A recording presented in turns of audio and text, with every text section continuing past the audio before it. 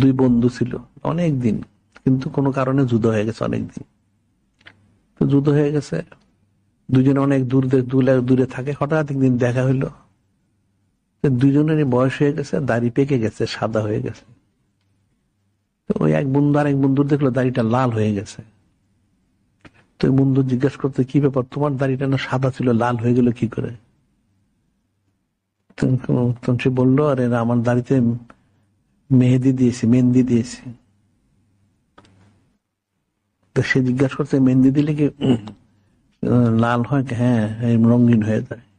কিভাবে হয়? দাড়ির মধ্যে মেহেন্দি পাতা দিলে এটা রং হয়ে যায়।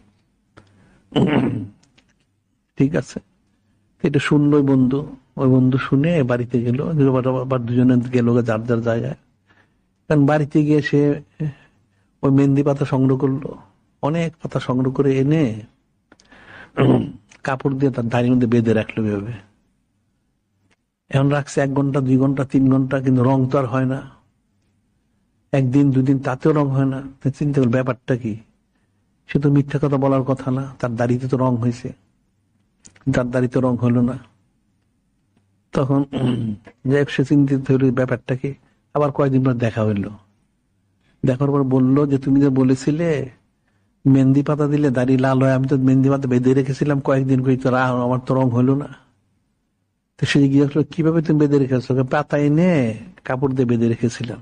এটা তো এইভাবে হবে না, কি করতে হবে? ওটা পাথরে পিষতে হবে পানি দিয়ে, নরম হয়ে যাবে, তখন মেহেন্দিগুলি দিবে, তখন তোমার রং হবে। পরে সেরকম করলো, তারটা রং হইলো। বলার বিষয়টা হচ্ছে, তোমরা বুঝতে পারছো কিনা জানি না, রং ঘেনা রং লাতিয়ে পাথর পিস জানে কে বাদ। পাথরে যখন পাটা পুতা যখন পিসা হবে, মেহেন্দি পাতাটা তখন তার হাইকটটা জাহির হবে। ঠিক আল্লাহ পাক এমন হাবিব নূরে মুজাসসাম হাবিবুল্লাহ হুজুর পাক সাল্লাল্লাহু আলাইহি ওয়াসাল্লাম মহব্বতটা এবং তার শায়খের মহব্বতটা দিয়ে যখন তার অন্তরটাকে পিসবে, তখন মহব্বতটা জাহির হবে। সুবহানাল্লাহ। অন্যতে কিন্তু মহব্বত জাহির হবে না। ওইটা কিন্তু আবার বলা হয়েছে, কলারা বুকজারে মর্দে হাল এসো, পেশে কামেলে পা মাল এসো, গাট্টু সঙ্গে খর মর্ম সে চুব সাহেবদুল্লাহ রাসি গাওহার শাহী।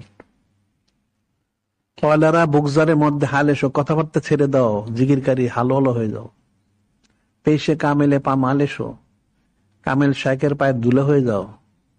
গাট্টু সঙ্গে খরা মর্মর শাহী, যদি তুমি মর্ম পাথর, খরা পাথর, শক্ত পাথর চুব সাহেবদুল্লাহ রাসি গাওহার শাহী।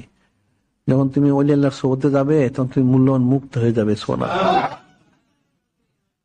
পাথর পিস জানে কে বাদ, রং ঘেনা রং লাতিয়ে। রং হবে কখন? যখন পাথরটা পিসবে, ওই মহব্বতের দ্বারা যখন পাথর দিয়ে ইয়ে করবে, অন্তরটাকে ঘষবে, তখন সেটা হতে এই মহব্বতটা আসবে কি করে? ওই জিকির ফিকিরের দ্বারা, জিকির ফিকিরের দ্বারা, ইত্তেবা করার দ্বারা।